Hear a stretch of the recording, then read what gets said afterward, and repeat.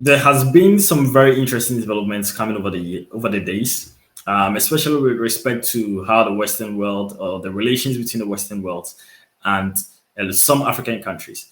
Now we have this news that Niger has decided to sell uranium at premium to France. Now you would want to ask, I mean, were they not selling it at premium already? No.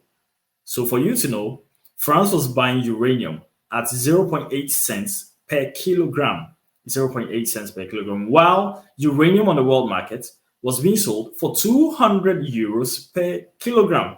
So you can see how much France was ripping off Niger from its uranium.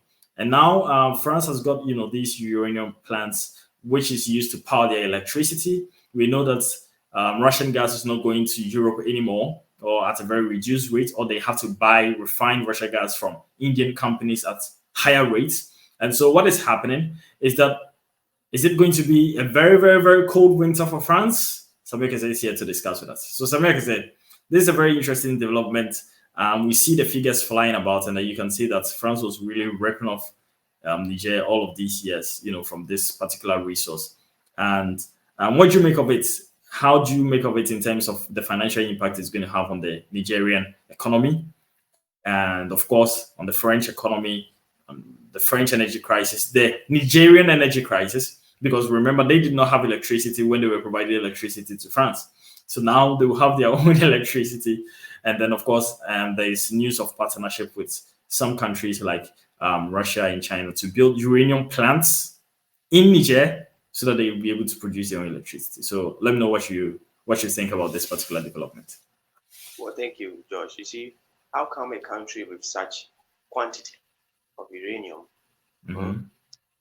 comes across as one of the poorest African countries? How? How do we explain this? How did we get to this point? Yes, how? How?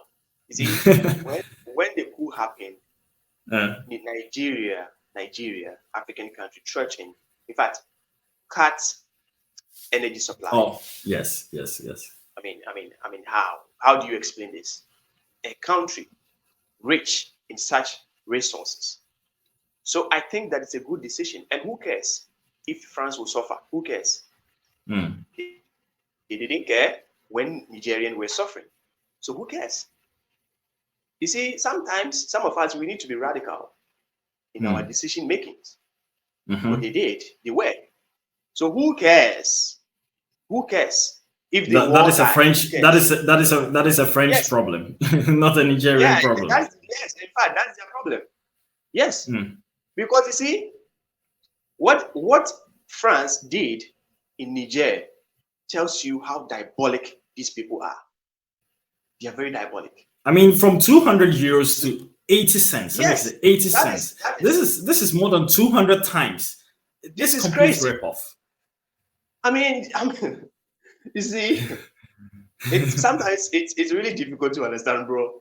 Sometimes you can cheat in a game, but please, can you please consider this is just absurd. It's really absurd. And you know what? You can't really understand why.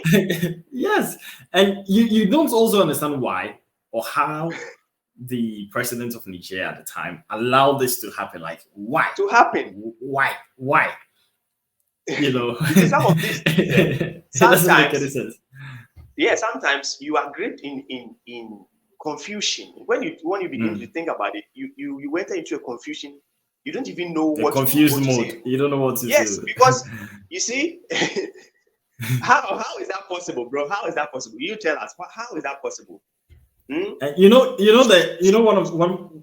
One funny thing. One funny thing was when this news broke out. I think the energy minister for France was like, "Oh, we only get we only get like 18 to 25% of our uranium from Niger, so we don't care. It's not like we are dependent on them." But like, I'm like, bro, you are buying this thing at 80 cents, and that was providing 18 to 25% of your uranium. So now you're going to buy it at 200 euros. Do you think you can get that same quantity of supply? You see, also they said that it's not really going to affect them.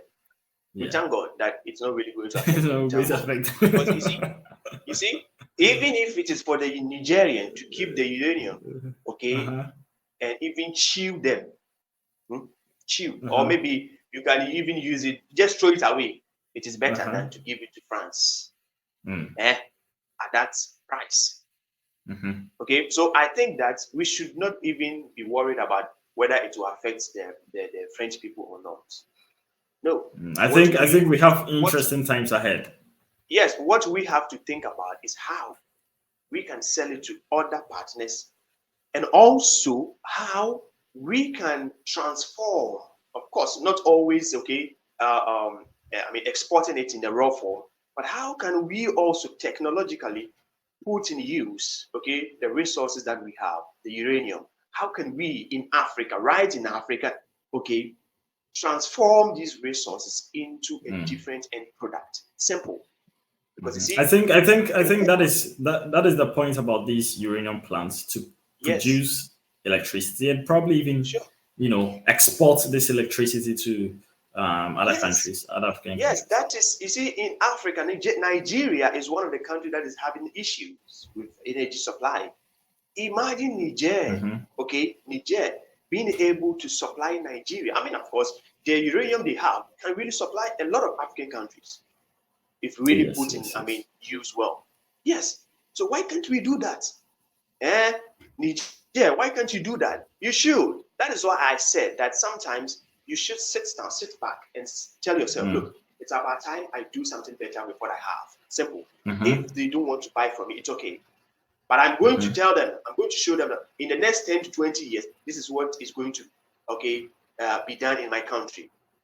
Simple. Interesting. So we thank Interesting. God that Interesting. they are not suffering. Yes, we thank God because we are all human beings. So we thank God that they are not suffering. It's really not going to affect them. Or if they are So not, if they are suffering and they won't admit it, well, that's their own cup of tea. well, that's your own cup of tea. We don't care.